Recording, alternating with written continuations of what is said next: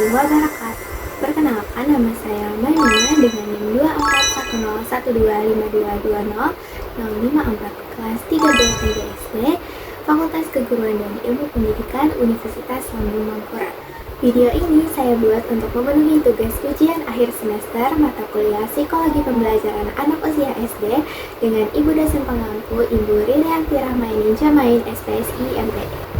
Dimana pada video kali ini kita akan membahas tentang definisi dari teori behavioristik, permasalahan atau tantangan yang ada di masa depan beserta dengan solusinya yang dapat diterapkan pada pembelajaran anak usia sekolah dasar. Teori behavioristik merupakan teori belajar yang menekankan bahwa belajar adalah perubahan tingkah laku yang dapat diamati sebagai hasil dari hubungan stimulus dan juga respon. Teori ini beranggapan bahwa perilaku peserta didik dapat dibentuk melalui pembiasaan dan juga penguatan. Adapun tokoh-tokoh dari teori behavioristik yang pertama itu ada Ivan Pavlov.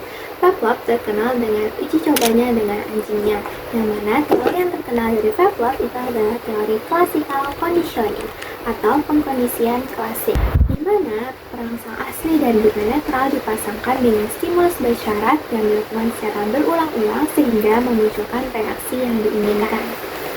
Tokoh yang kedua itu adalah Bruce Frederick Skinner. Skinner mengembangkan teori operant conditioning atau pengkondisian operant.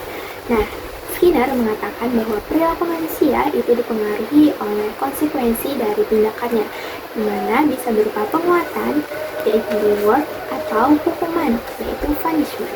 Skinner menyatakan bahwa perilaku yang diberi penguatan atau reinforcement itu akan cenderung diulang, sedangkan perilaku yang diberi hukuman atau punishment itu akan berkurang. Tokoh yang ketiga ada Edward Lee Thorndike.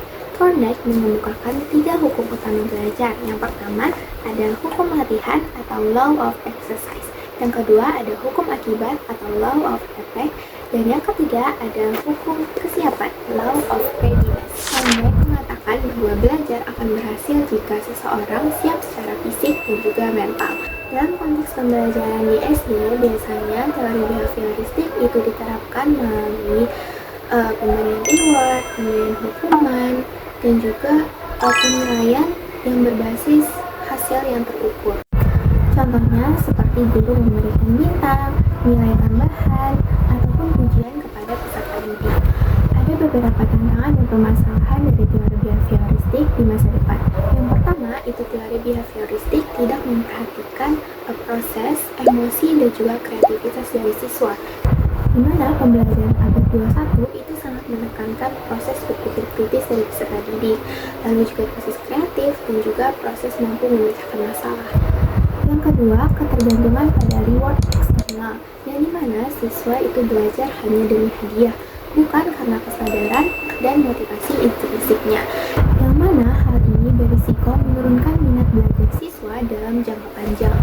Yang ketiga, dalam kurikulum sekarang ini, pembelajaran itu sangat menekankan pembelajaran bermakna, diferensiasi, dan juga pembentukan karakter, di mana hal ini tidak akan dapat dipenuhi jika guru hanya menerapkan teori behavioristik secara kaku. Lalu, apa saja solusi dari permasalahan tersebut? Nah, sebagai solusi, teori behavioristik itu tidak sepenuhnya dihilangkan, melainkan dikombinasikan dengan teori-teori belajar yang lain, seperti teori konstruktivistik dan juga teori kognitivistik. Nah, dengan kombinasi tersebut, teori behavioristik akan berjalan dengan relevan dan dapat diterapkan di sekolah dasar. Guru dapat menggunakan prinsip, misalnya pada tahap awal belajar itu guru melakukan pembiasaan berdoa sebelum belajar sebagai bentuk disiplin siswa. Selain itu, pemberian reinforcement atau penguatan sebaiknya diarahkan kepada hal yang lebih positif, seperti memberi pujian yang membangun atau umpan balik yang reflektif dan juga penguatan non-materi. Dengan memadukan teori behavioristik dengan teori belajar aktif, guru dapat menciptakan pembelajaran yang seimbang antara pembentukan perilaku dan juga pengembangan berpikir kritis dari peserta didik. Nah, sebagai penutup, dapat disimpulkan bahwa teori behavioristik itu memiliki peran penting dalam pembelajaran anak usia sekolah dasar, terutama dalam perubahan perilaku dan juga kebiasaan belajar. Namun, di masa depan, teori behavioristik mengalami tantangan dalam